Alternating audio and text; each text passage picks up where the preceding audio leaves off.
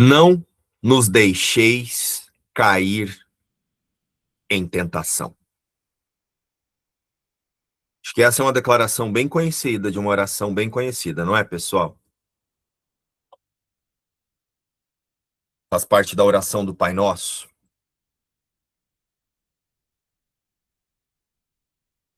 Não nos deixeis cair em tentação. Essa oração, essa declaração dentro dessa oração, o Pai Nosso, é um pedido para que Deus não permita que a gente se renda aos nossos desejos pecaminosos a partir da interpretação que foi dada. Que nos dê discernimento para lidar com a nossa busca pelo prazer, que muitas vezes faz com que a gente negue a abundância da verdade. Então, essa declaração, ela foi compreendida de diversas formas, porque nós temos a compreensão de que buscar o prazer é pecado. Mas, na verdade, não é isso que a gente tem que olhar. Buscar o prazer não é pecado, nem. O que a gente precisa fazer é entender por que eu preciso buscar o prazer.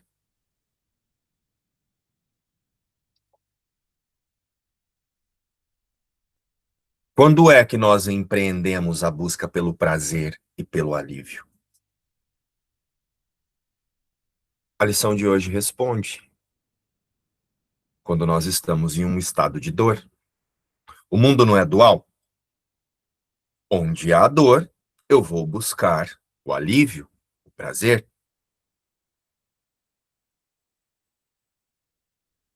Então, não nos deixeis cair em tentação. Então, o que é não sucumbir aos nossos desejos? O que é não é deixar de buscar as sensações e as experiências aqui dentro do mundo, essas que nós chamamos que nós, como se elas nos dessem prazer? Não. E mais uma vez a lição de hoje também responde isso. Só a declaração já responde isso. Escolho a alegria de Deus ao invés da dor. Eu escolho lembrar que a vida surge a partir do ponto de partida da vida, não tem opostos. Se não tem opostos, não há dor. Então, buscar o prazer é só uma ilusão, porque a vida já é garantida e sustentada. Buscar o prazer, o alívio, quando eu falo prazer, é toda essa busca por alívio que nós pensamos que vamos encontrar no mundo, para essa nossa vida separada. Então, o não nos deixeis cair em tentação resume, de maneira geral, que eu não confunda a existência com sobrevivência. Só que aí a gente não pode esquecer um detalhe. Um curso em milagres, ele pede para a gente usar o corpo como ferramenta. Por quê? Porque, obviamente, a mente ela está treinada a projetar-se em crenças e a projetar-se em corpos. E se eu disser para vocês que até mesmo o corpo está programado para lidar com a tentação?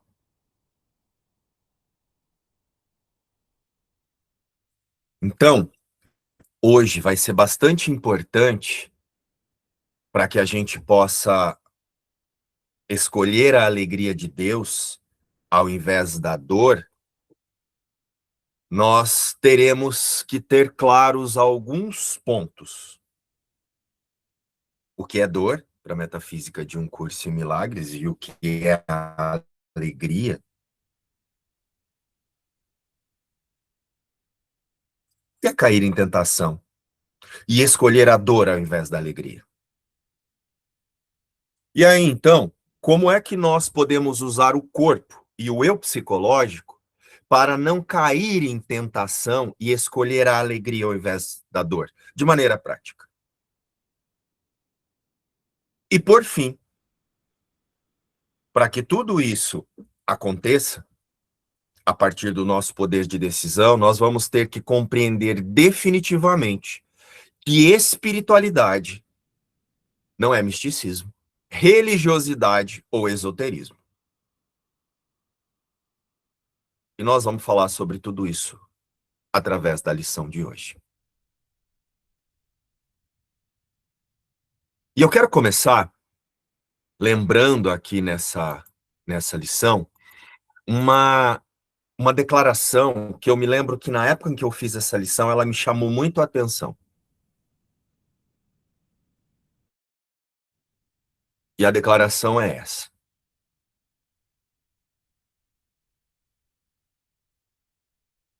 desiste das tuas armas e vem sem defesas ao lugar quieto, onde a paz do céu, enfim, mantém todas as coisas serenas. Desiste de todos os pensamentos de perigo e de medo.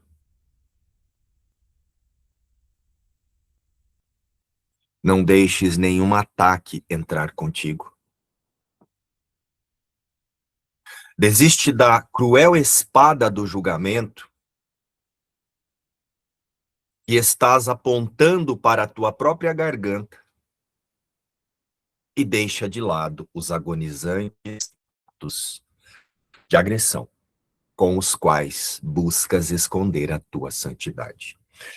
Essa declaração, ela é muito importante para mim, na minha experiência, é isso que eu quero compartilhar com vocês aqui, porque na época dessa lição e dessa que eu li essa declaração, eu estava lidando com uma questão relacionada à traição. Eu tinha sido enganado pelo João, que vocês conhecem aqui. Eu tinha descoberto uma trairagem dele. E eu estava muito transtornado, assim, porque eu convivia com ele, já fazia um curso em milagres, ele também. De dentro do meu padrão normal, seria me afastar definitivamente, né? E era algo que eu vinha cogitando, assim, porque já não era a primeira vez que ele fazia esse tipo de coisa.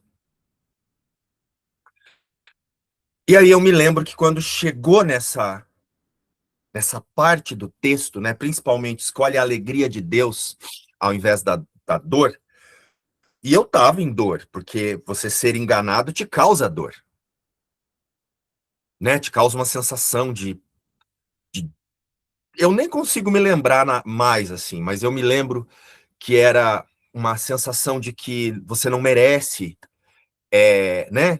Tipo, aí você tenta trazer para você se valorizar, vira uma confusão. Já aconteceu isso com vocês, assim? Já foram enganados? Não importa o tipo de enganação aí. Mas aí eu me lembro que na época eu fazia tutoria, e eu levei isso na tutoria. E aí, eu me lembro que, né, na conversa, eu sabia que aquilo era algo que iria me libertar de alguma coisa.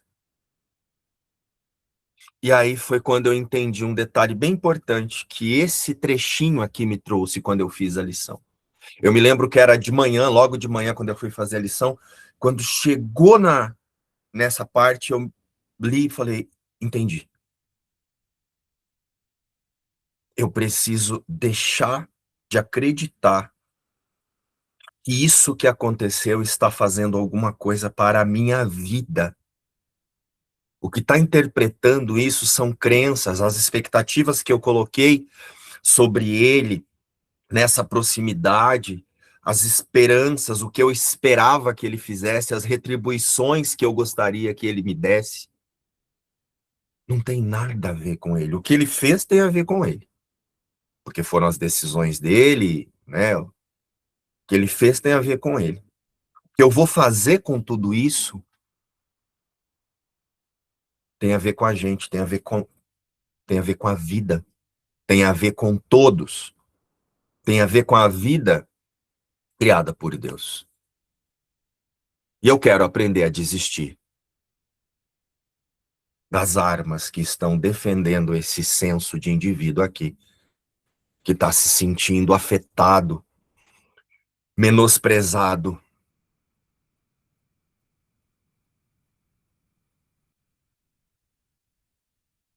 E aí, eu me lembro que eu passei o dia ele olhando para tudo e olhando para o mundo e lembrando: eu preciso desistir das armas. Eu preciso desistir dessa cruel espada que eu estou definindo que, se isso não fosse assim, eu estaria feliz, eu estaria melhor. Eu preciso desistir dessa ideia de que a vida depende de estados de ser. E aí, nem me lembro mais como é que aconteceu, só sei que ele está aqui ainda, né?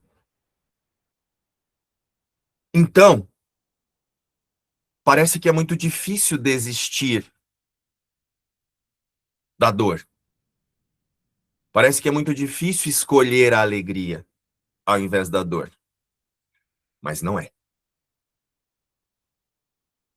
Não é. É muito simples. Mas eu preciso entender que o poder de decisão é meu. Há uma escolha que nós temos que fazer sempre. Então nós precisamos compreender o desafio. Por que que essa escolha, por mais simples que seja, ela é um desafio para nós? Escolho a alegria de Deus ao invés da dor. Qual é a relação disso em não cair em tentação? Basta sentir Deus e toda tentação desaparecerá. É mais ou menos isso que tem ali em Um Curso em Milagres. Nós ouvimos frequentemente que a mente decide através de um sistema de crenças, não é? Mas, então, se a tentação geralmente é o que nos leva à dor, à ansiedade, às sensações de que te coloca em situações que muitas vezes você tem que lidar com resultados que você não quer,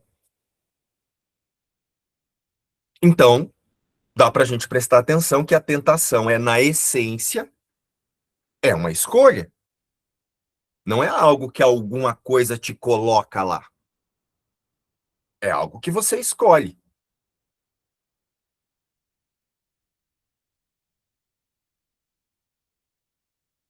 Não é isso? E por que parece um desafio tão árduo resistir à tentação? E quando eu falo tentação aqui, né, vocês podem estar dizendo, tá, mas qual que é a, a relação com isso? Quando a gente está diante de uma tentação, algo que até mesmo no nível da forma aqui, essa tentação que a gente interpreta como se fosse algo que eu quero, mas eu não posso fazer, é porque eu estou vendo um benefício ali. Eu estou vendo alguma coisa nessa experiência que vai me trazer alguma coisa que vai fazer com que eu me sinta bem. E aí a lição de hoje chega e fala: escolhe a alegria de Deus ao invés da dor. E para isso você vai ter que não cair em tentação de escolher a dor disfarçada de alegria. Porque a gente sabe que a lição de hoje ela está trazendo um comando muito importante para que você descanse e aceite a existência a partir da sua imutabilidade. Então, antes de tudo, antes de falar da tentação, vamos entender o que é a dor para a metafísica de Um Curso de Milagres. A dor não é essa dor física, essas questões que nós vivemos aqui através do corpo, e mesmo essas a ansiedade, a angústia, essas sensações de ser enganado, não é dessa dor. A dor para a metafísica de Um Curso em Milagres é essa interpretação de que algo que surge do ponto de partida da vida agora está sujeito a vida, o ato de existir, o ato de ser, agora está sujeito a interpretações, a oscilações, a mudanças, a realizações de crenças, a proteção de corpos.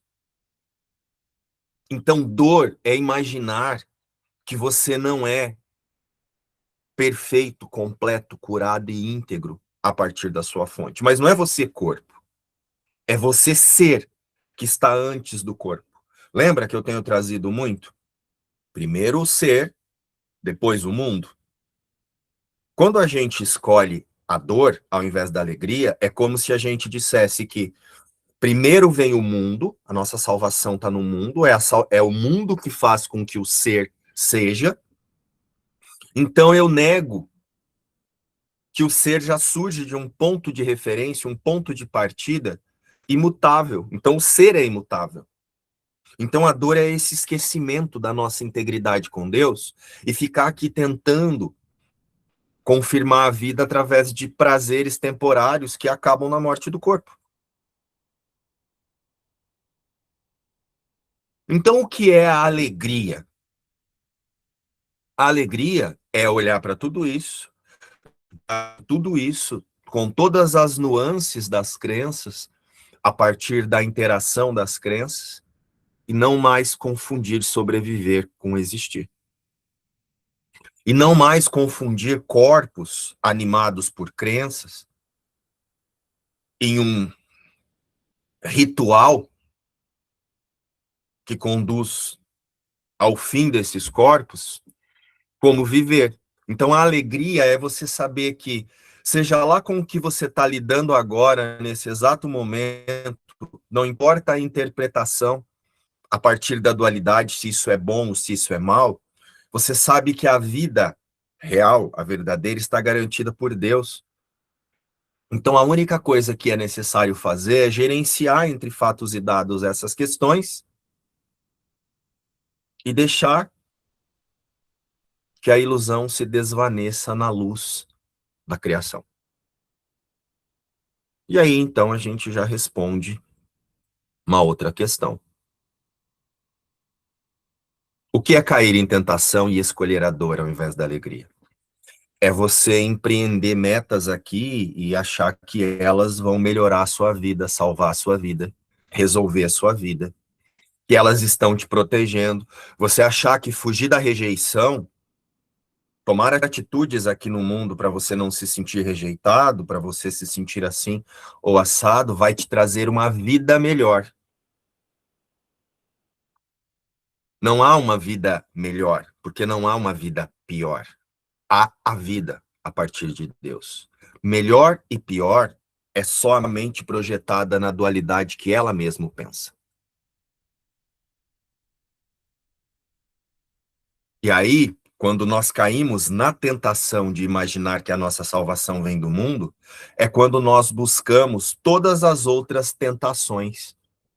Porque diante do sistema de crença que eu estou usando aqui para dizer que eu estou mal, ou que eu estou em falta, ou que eu estou com alguma questão relacionada à escassez, que nós vivemos aqui a partir desse sistema de pensamento, tem alguma coisa ali agora que vai me trazer um alívio imediato, um prazer imediato, uma recompensa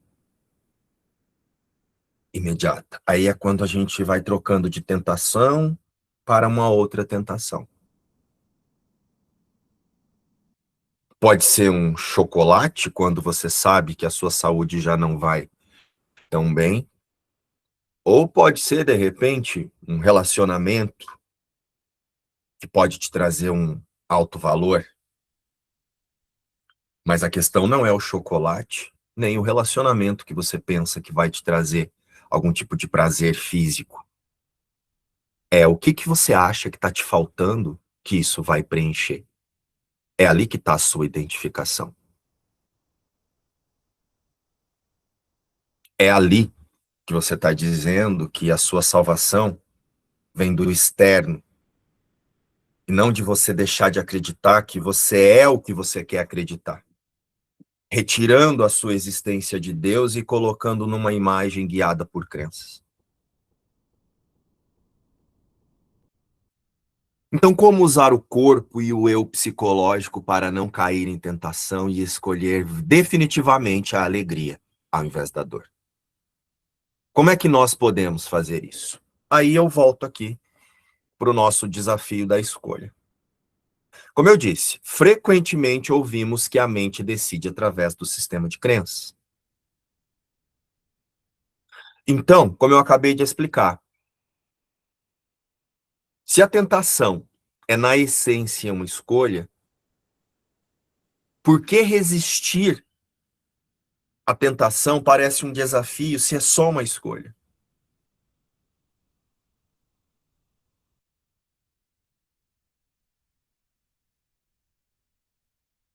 E seria possível sentir a presença de Deus a ponto de a tentação simplesmente perder o seu poder de atração sobre nós? Vamos compreender como é que o seu corpo está programado para isso. Para a psicologia e a neurociência, a tentação ela não é um conceito místico. Ela é um conflito neurobiológico, que é quando acontece um embate entre o desejo por uma recompensa imediata e a consciência, a nossa cognição, a consciência, de que essa ação prejudica valores ou objetivos a longo prazo. As nossas definições de salvação. Só que às vezes, de dentro das nossas crenças, nós colocamos projetos de salvação que eles são muito longos e eles vão gerando cansaço, né? Então a gente quer um prazer rápido para se aliviar de algumas coisas. Então, de maneira biológica, a tentação é a manifestação de dois sistemas cerebrais competindo pelo controle das nossas ações. É como se tivesse um ringue cerebral, através dos mecanismos de controle cognitivo. Então, olha só, imagina que você está diante de um impulso. Aí as suas crenças percebem o risco. Mas o desejo, aquela dor que você quer resolver, aquela sensação de falta, aquilo que você acha que vai te trazer um prazer, porque é onde o seu estado de ser está ligado a alguma crença ali, ó. Tem algo que eu sou que vai ter valor através disso.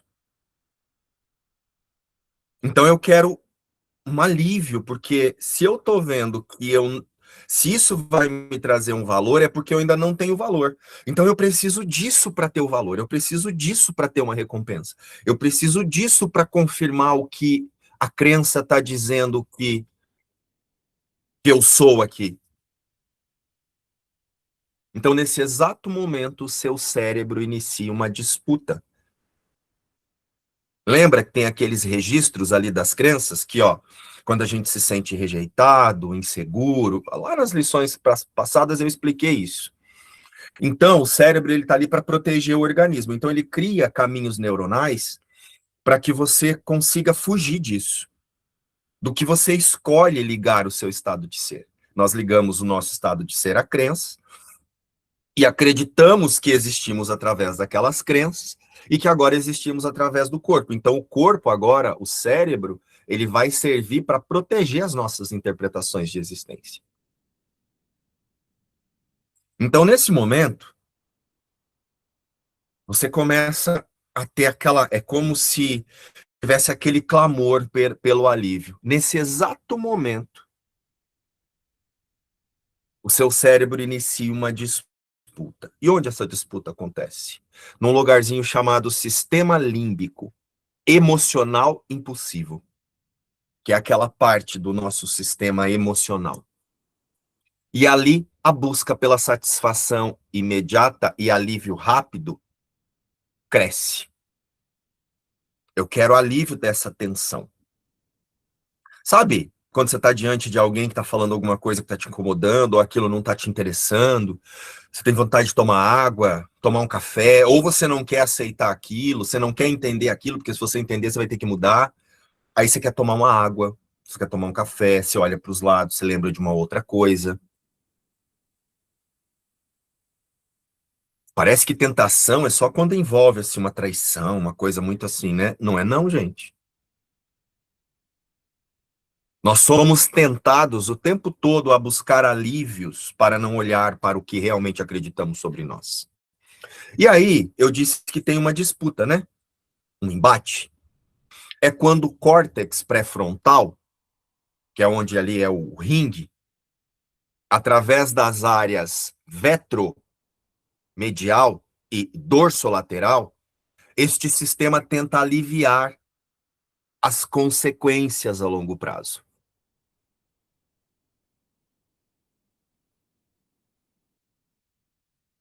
E aí o que acontece? A dopamina, ela atua como um combustível do desejo, preparando o corpo para ação, enquanto né? Aí quando fica ali, quando você está diante de uma tentação, os seus neurônios começam a borbulhar ali. E aí vem, né, a dopamina, e ela atua ali como um combustível no desejo. Eu preciso fazer, preparando o corpo para a ação. E aí vem o córtex pré-frontal e tenta aplicar o freio cognitivo, que é quando você fica, será? Mas e se alguém descobrir? Mas qual vai ser o resultado disso? Será que isso é certo? Será que isso é errado? E aí tem um detalhe, vocês acreditam que quando a gente está exercitando essa contenção, esse freio, é ali que nós estamos literalmente fortalecendo as nossas conexões neurais responsáveis pela regulação emocional e pelo foco em objetivos? E aí, com base nisso, no nosso dia a dia, a gente tem reflexos. Nós teremos melhores relacionamentos, melhor saúde mental, porque nós estamos configurando o organismo para que ele se regule emocionalmente, ao invés de seguir impulsos para conseguir alívios imediatos, alívios rápidos. Então, até mesmo no nível fisiológico, o dar um passo ao lado, ou dar um passo atrás, como algumas pessoas falam, e considerar, ao invés de reagir imediatamente pelos impulsos, traz benefícios.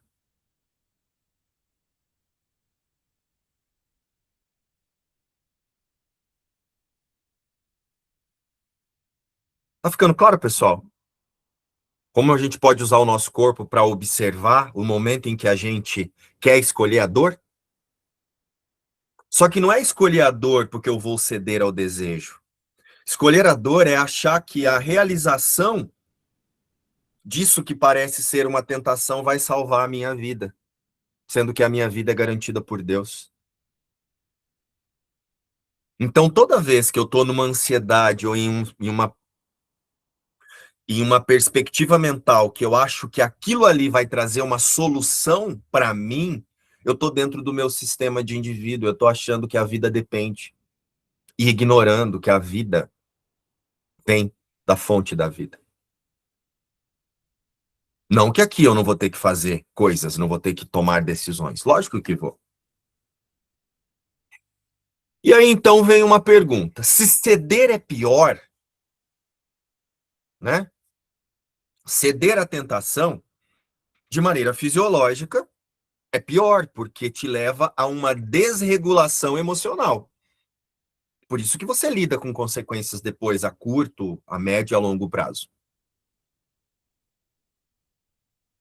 Como eu disse, quando a gente usa esse freio cognitivo, quando nós exercitamos a contenção, nós fortalecemos conexões neurais responsáveis pela regulação emocional. Então pode ser que nesse momento parece que você não vai satisfazer o seu prazer ali, mas é justamente isso que vai te trazer a estabilidade emocional. Você consegue ver que a sua vida não depende daquilo ali. Mesmo no nível biológico, no nível fisiológico. Então, se ceder é pior, por que nós achamos mais fácil ceder às tentações? Às vezes a gente acha que a tentação vem de forças externas, né? Parece que é lá que está me tentando. Não fui eu que já comecei a pensar alguma coisa aqui de falta, de tô perdendo alguma coisa e quero um alívio. E aí, simplesmente o cenário se ajusta. Às vezes a gente usa até que é o demônio, né? Satanás, o Beelzebub, o cão do pé preto. Mas isso é só uma personificação mítica. da dualidade e da maldade, né, dos desafios que a dualidade nos apresenta em relação ao mundo. Para não parecer que o poder de decisão é nosso. Para que a gente não observe que tem algo aqui que eu já estou insatisfeito, então eu estou dando realidade para aquilo, eu estou ligando a minha existência àquilo ali, e aí parece que é alguma coisa lá fora que está me trazendo a tentação. Só para eu ignorar que o poder de decisão reside inteiramente na mente. Então, por que nós achamos mais fácil ceder à tentação? Porque a sensação de que ceder é mais fácil, parece que imediatamente eu vou resolver alguma coisa ali. Naquele momento eu vou ter um alívio imediato. Então, a sensação de que ceder é mais fácil, ela ocorre quando a mente está identificada apenas com os processos biológicos, o corpo, buscando homeostase e prazer rápido. Ocorre porque eu quero aliviar alguma coisa que está sendo causada agora. Eu não quero me auto-observar. Eu quero alívio.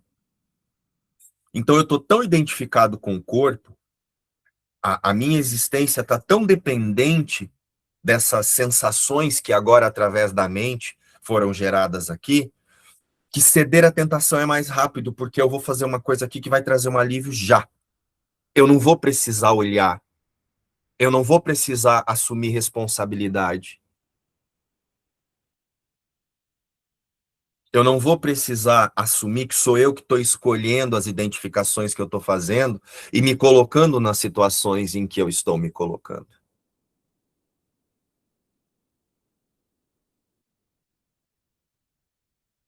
Então, quando nós paramos de reagir mecanicamente, só seguindo ali aquele caminho neural de luta ou fuga que já está programado, e passamos a questionar nossos impulsos,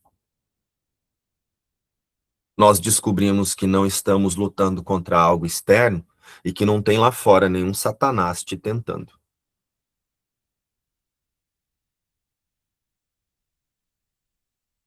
Você passa a perceber que você está simplesmente avaliando as suas escolhas e o que as suas escolhas têm te trazido e os resultados que elas nos trazem, né?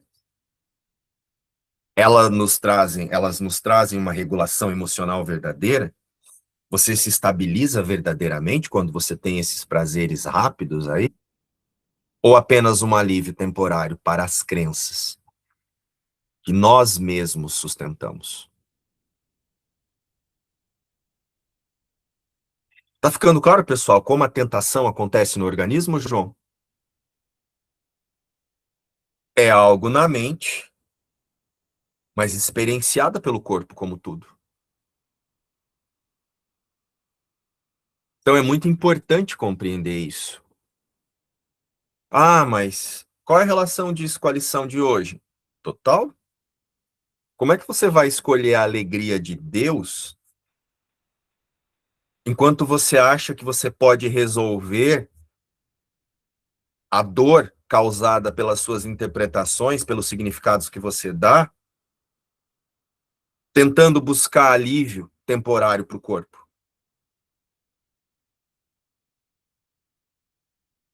É por isso que espiritualidade é experiência e não um rito. Escolho a alegria de Deus ao invés da dor.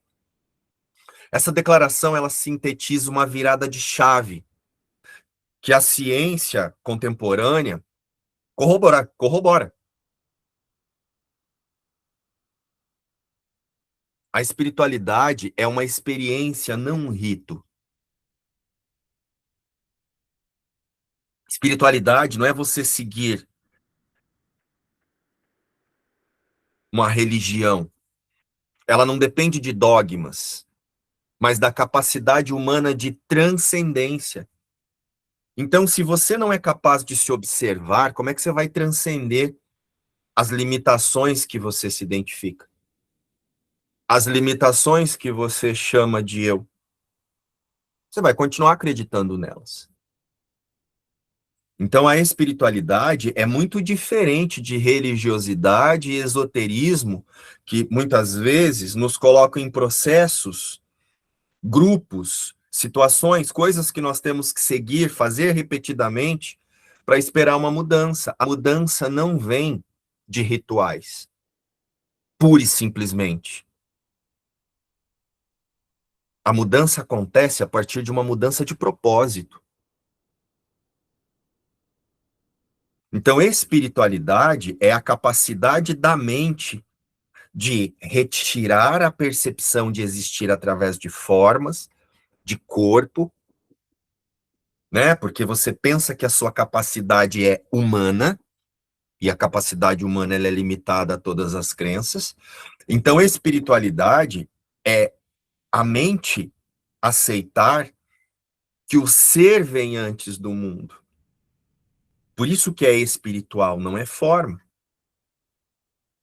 Então, fazer um percurso espiritual não é fazer um percurso de rituais ou de ritos. É fazer um percurso de autoobservação e retirar a existência, o sentido de existir, das interpretações fisiológicas que as crenças programaram aí no seu sistema neuronal.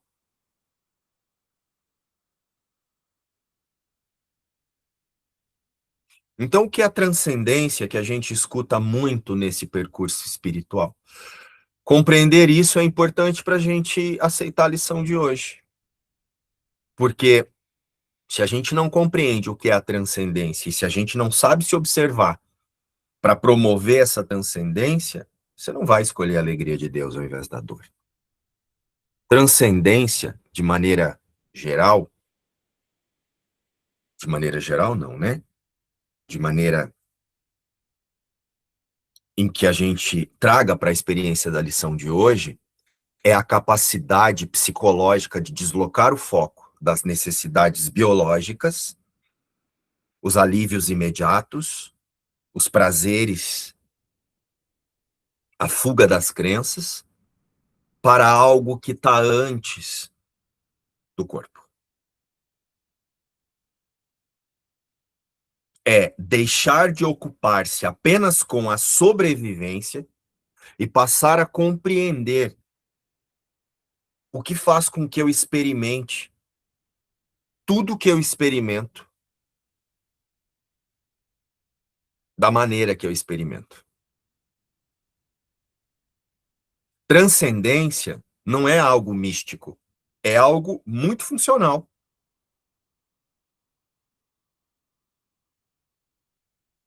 Transcender é transcender a sua identificação psicológica, que projeta-se dentro de um organismo e faz com que a gente negue o óbvio.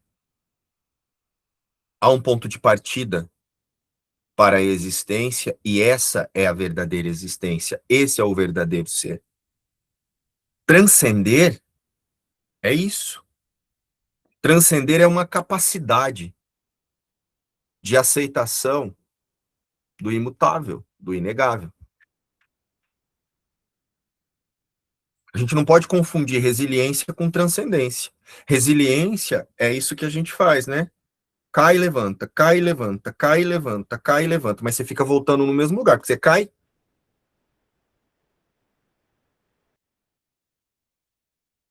A transcendência te tira de dentro desse sistema de crença e faz com que você assista de fora. Você assiste o eu psicológico, você assiste crenças, você assiste as tentações, você assiste tudo, mas você é o tomador de decisão. Então, sim, transcendi ou estou transcendendo a identificação equivocada de existência. Transcender não é quentinho no estômago, borboleta no estômago, quentinho no coração, não, gente.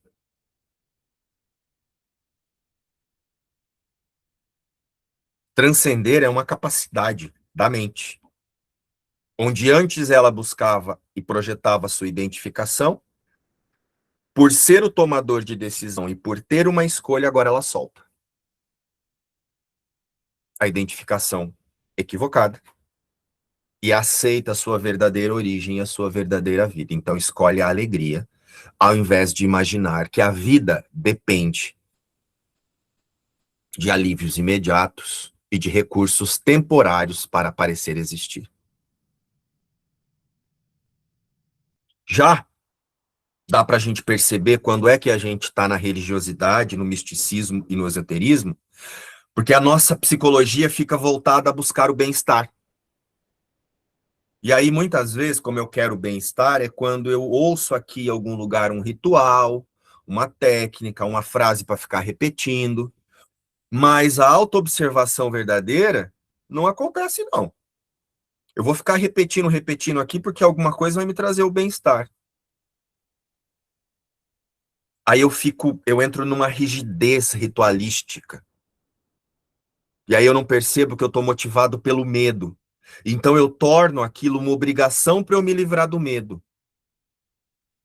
Ou eu torno aquilo uma experiência para eu ter um ganho.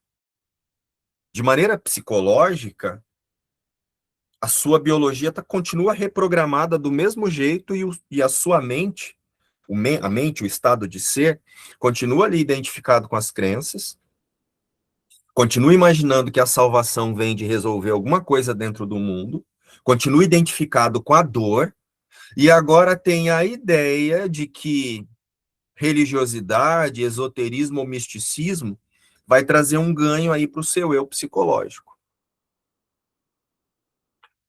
De maneira terapêutica, a gente chama isso de a psicologia do bem-estar.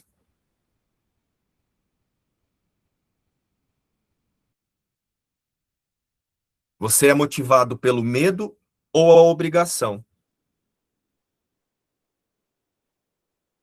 e não por uma experiência de mudança de percepção. É por isso que geralmente nesses ritos, nesses rituais, como eles não levam uma experiência, né? Você não é conduzido a compreender que é você quem escolhe a sua identificação, logo vem uma sensação de vazio e um estresse, uma frustração, de que não está dando certo, deu certo, mas não durou.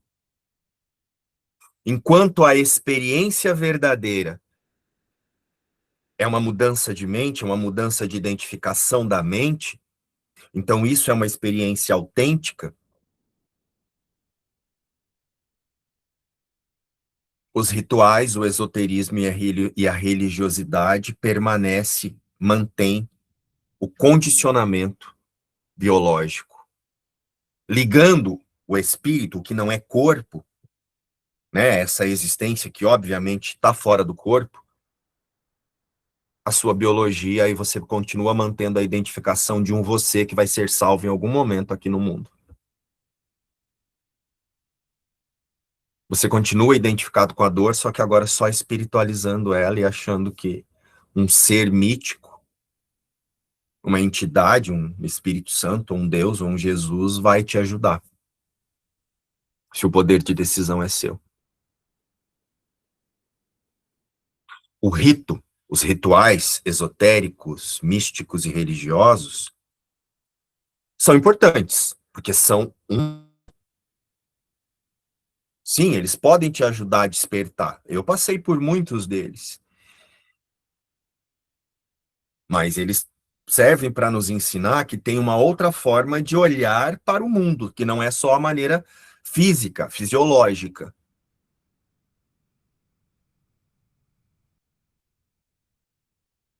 Só que se você fica ali, de dentro dessa psicologia do bem-estar, em que você quer o bem-estar ao invés de tomar atitudes, e aí você mudar posturas mentais que mudam o que te causa o mal-estar, esse mapa te prende dentro da mesma coisa, rodando em círculos.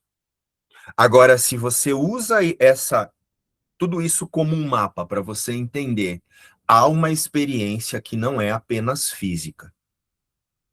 Aí a espiritualidade passa a ser essa viagem, essa mudança de percepção, um caminho que você passa a percorrer na mente, e não algo que você tenta mudar no mundo.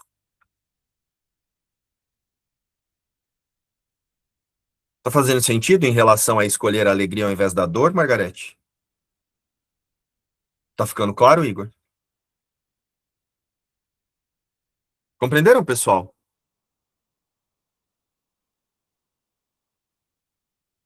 Então, é muito importante a gente ter essa compreensão. A gente precisa compreender a diferença psicológica entre religiosidade institucional e espiritualidade.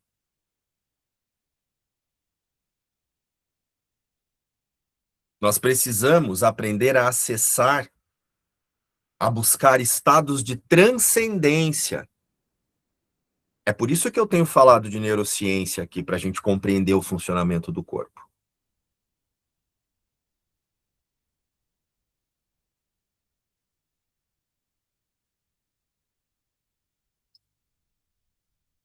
Senão, nós vamos ficar rodando em círculos e voltando para o mesmo lugar. Espiritualidade é um estado interno e subjetivo.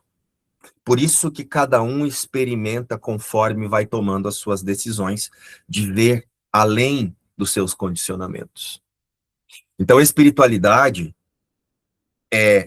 trata-se da busca de um sentido, de uma conexão interna, a busca de um sentido. Qual é o sentido realmente dessa experiência aqui? Então, isso vai te levando a compreender que o sentido é Deus. O sentido é entender a existência a partir de onde ela surge.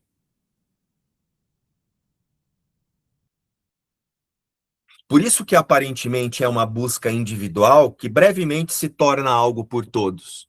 Porque você entende que todos estamos conectados em uma única vida, porque é uma única fonte. Então, a transcendência é essa reconexão com a verdade.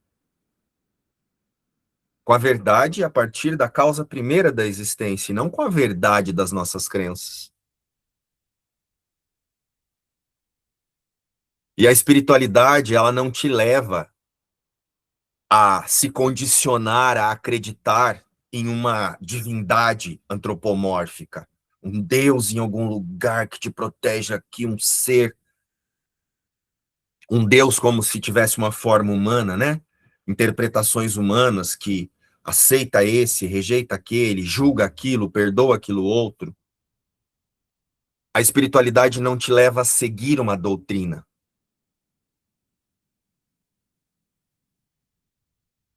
Ela te coloca diante de ferramentas que vão construindo um mapa para o seu despertar.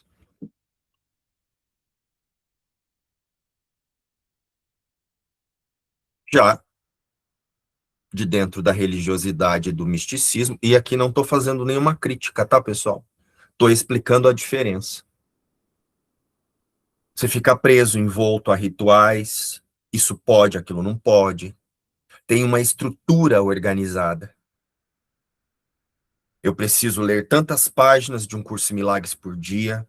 Eu preciso fazer assim, ó, a gente transforma um curso em milagres em religiosidade. Basta prestar atenção em como a gente fala do Espírito Santo como se ele fosse um salvador fora de nós, e não só uma percepção corrigida. A gente tem a esperança de que o Espírito Santo vai fazer algo para um mim, sendo que tem que ser o meu estado mental que aceita o Espírito Santo, que é a percepção corrigida. E aí é quando eu não percebo que eu estou tornando um curso de milagres textos sagrados.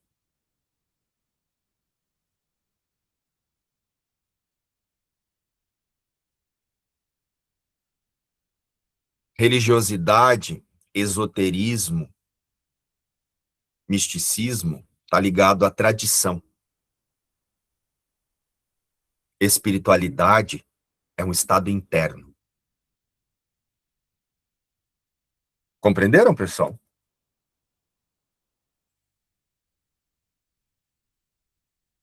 Quer ver? Tudo isso é importante para a gente compreender o que a lição de hoje está nos dizendo sobre escolher a alegria ao invés da dor. Porque olha só, na religiosidade parece que a gente está buscando a alegria, mas a gente está sustentando a dor. Porque quando nós estamos buscando a religiosidade, o que, que acontece no nosso psicológico? Você está buscando um suporte social. para o seu eu social. Você está buscando um suporte para o seu eu psicológico que está projetado num corpo. Você quer a salvação para um você. Você não quer se conhecer. A gente muitas vezes, raras as vezes, a gente segue rituais para olhar para o que a gente pensa. A gente segue rituais para a gente se livrar de alguma coisa que a gente não quer. Ou para se proteger de algo que parece que vai me atacar, que está me fazendo mal. A religiosidade, ela quer uma rede de apoio.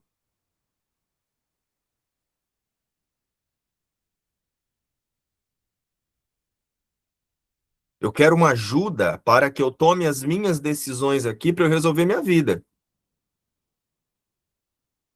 E aí eu não percebo que tudo isso está baseado na culpa e no medo. Tá ficando claro, pessoal?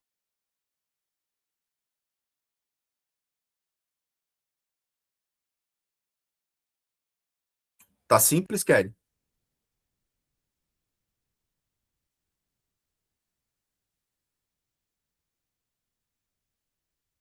Eu tô em uma espécie de sofrimento, tô sendo punido aqui por alguma coisa, então agora eu preciso buscar uma salvação. E aí isso gera ainda mais ansiedade, uma neurose muitas vezes. A espiritualidade é diferente. A espiritualidade, ela atua diretamente na regulação emocional, a nossa capacidade de lidar com as emoções, porque você passa a olhar para dentro e perceber a sua responsabilidade sobre o que você quer manter ali e alimentar. Sim, às vezes a gente tem coisas aqui que a gente está mantendo, mas e a gente fica ali remoendo aquilo e você vê que você está remoendo e você não toma uma atitude para resolver. A espiritualidade, quando você passa a viver a espiritualidade, você se torna mais ativo em relação ao seu poder de decisão. Ela te traz uma flexibilidade cognitiva. Você não é mais só a vítima ali. Você pode até perceber que uma hora alguém fez alguma coisa para você ali, né? Mesmo de dentro das nossas funcionalidades, mas você percebe, por que que eu estou permitindo? Ah, tô achando que tô tendo um ganho aqui, ó. Então, não quero mais isso, não. A espiritualidade, ela te leva a desenvolver a habilidade de se adaptar aos nossos pensamentos, e você sai daquela rigidez de resolver as coisas a partir dos seus caminhos neurais. Você se adapta àqueles pensamentos, você deixa de, não nega, mas você entende que você pode soltar a identificação com eles quando você quiser. Porque a existência depende da fonte da existência. Sua vida não está condicionada a interpretações fisiológicas, psicológicas. Por isso que a espiritualidade promove a paz interior, através da aceitação do momento presente, do desenvolvimento de uma verdadeira empatia, uma empatia universal. Você passa a incluir todos e tudo no perdão, como sem significado e que tem um você aqui que está dando significado. E isso não te impede de atuar em cada coisa. E isso causa mudanças no cérebro. O cérebro também reflete essa transcendência no cotidiano. Você não precisa de um templo para ativar os circuitos neuronais de transcendência. E a neurociência também mostra que o cérebro atinge esse estado de transcendência. Por quê? Porque essas experiências de autoobservação, de autorregulação emocional, elas desativam o modo de autodefesa do cérebro. E ativam o quê? A possibilidade, ativam a expansão da consciência.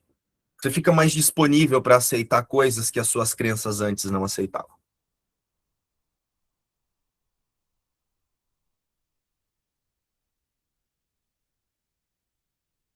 A gente precisa saber disso para escolher a alegria ao invés da dor, senão a gente vai passar espiritualizando a dor.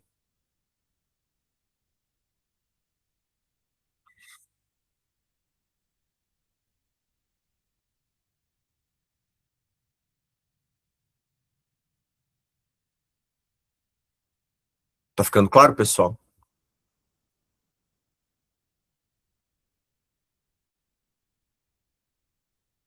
A espiritualidade, ela te leva para algo que na ciência é chamado de a espiritualidade é dessa forma, né? Sem dogmas. Mas não é que isso não é, se tem dogma é religiosidade.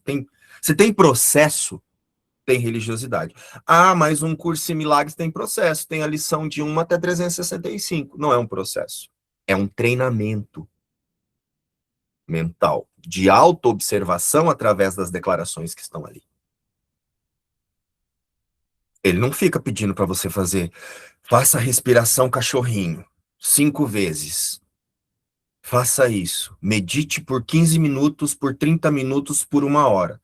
Nota que cada lição traz uma forma ali, ó. Nada vira um ritual.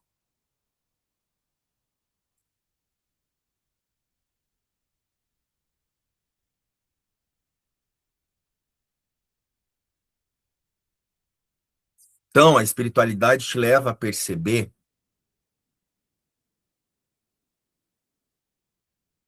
tem uma vastidão de interpretações aí, de possibilidades, e você é que está escolhendo a colocar, através das suas crenças, o foco só em algumas delas ali. E com tantas possibilidades dentro desse universo, da forma mesmo, você pode escolher aqui a que for melhor para cada momento, mas sabendo que a vida não depende delas. Você pode contemplar o céu, você pode gostar do mar, você pode ouvir músicas, você pode fazer tudo. Mas não é porque alguma coisa vai resolver sua vida ou vai te trazer paz. Porque você é o que traz a paz para onde você se coloca. E aí, como é que isso é feito ali no cérebro? Isso reduz instantaneamente a atividade da rede de modo padrão, que é esse circuito de pensamento cerebral responsável pelo pensamento focado em si mesmo. Sabe o autocentramento, que faz você ficar focado em proteger quem você pensa que você é? E lembra que eu trouxe na lição de ontem que você está fazendo isso pelas preocupações do passado e com as projeções do futuro? Então, olha como a espiritualidade ela regula o cérebro. Quando essa rede desacelera, é quando surge essa sensação de diminuição, de que você não está mais tão preocupado em proteger quem você pensa que você é. Isso faz o quê? Te coloca disponível com o foco para o todo.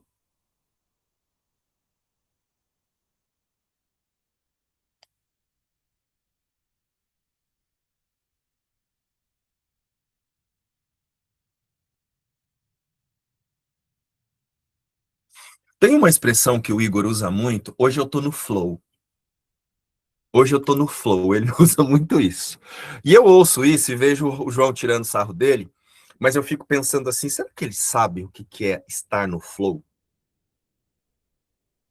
Né? O que é flow? Hoje eu tô no flow. Não, o Igor fala assim, hoje eu quero tomar um vinhozinho e ficar no flow. O que é o flow? Fluxo, né?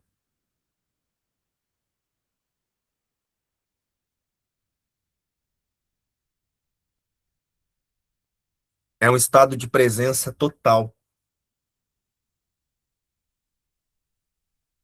É quando você se sente totalmente imerso.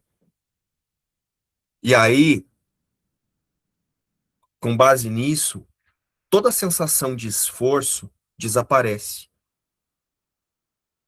Porque você se coloca de uma maneira em que é como se você tivesse concentrado no seu estado de ser verdadeiro. Então você flui com tudo que está ali à sua volta, porque o seu estado de ser verdadeiro não vai mudar. Porque uma coisa está acontecendo assim ou assado, ou uma crença queria que fosse assim, queria que fosse assado. Qualquer sensação de esforço diante de qualquer coisa desaparece instantaneamente. Não é um esforço, é simplesmente algo que precisa ser resolvido. Eu preciso seguir com o fluxo aqui. Mas o meu estado de ser permanece intacto. Por isso que algumas técnicas, né, pintar, escrever, coisas que te levam a, né, de dentro da perspectiva do mundo, é uma maneira de te colocar nesse flow aí, que te concentra. Mas a autoobservação também te coloca nesse lugar. E aí o que acontece?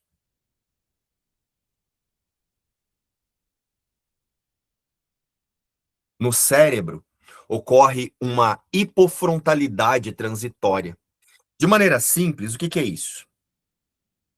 O córtex pré-frontal, que eu tenho falado muito, que é a parte da frente do cérebro, diminui o ritmo do nosso julgamento crítico.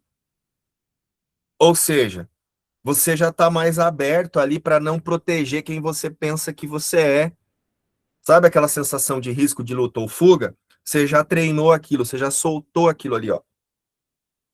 Então, você vai no flow. Você não fica mais no que é melhor para mim, o que é pior para mim. Melhor para mim foi definido por Deus, é ser a existência com Deus. Aqui eu vou resolver o que tem que ser resolvido. E então a mente, deslocada da existência a partir do eu psicológico e do corpo, para de analisar e apenas observa. O que me colocou aqui? Quais as decisões? Quais as identificações? Como é que eu resolvo isso aqui? Como isso aqui pode ser importante agora para que eu não me identifique mais com questões que me trouxeram essa demanda? Você para de analisar para se proteger e você passa a analisar para resolver. E isso traz uma sensação de paz e de comprometimento com a situação ali, uma fusão com o que precisa ser feito. E isso te leva para um outro lugar que as pessoas gostam muito de falar de dentro das... Acho que principalmente dentro do esoterismo, que é o mindfulness. Você entra numa espécie de treino voluntário, de manter a mente no momento presente, sem julgar o que está acontecendo. Apenas observando os significados a partir das crenças que você quer atribuir ali, para proteger a sua identidade individual. A sua salvação através de uma identidade individual. A dor.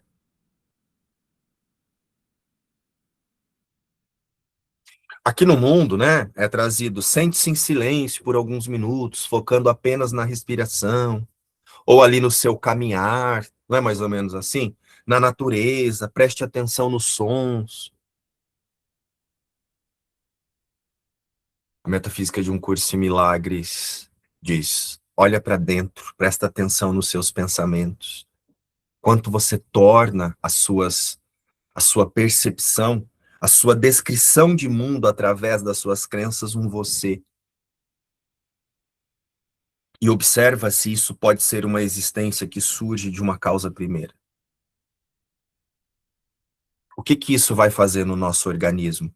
Vai diminuir os disparos da amígdala, que é o centro do medo e do estresse no cérebro.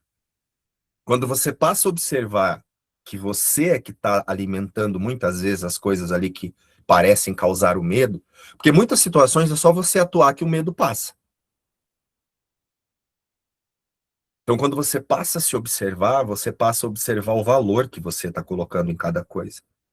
Então, isso também vai atuar no seu organismo. Olha como o organismo passa a ser uma ferramenta, e aí é quando é dito lá em um curso de milagres que você para de adoecer.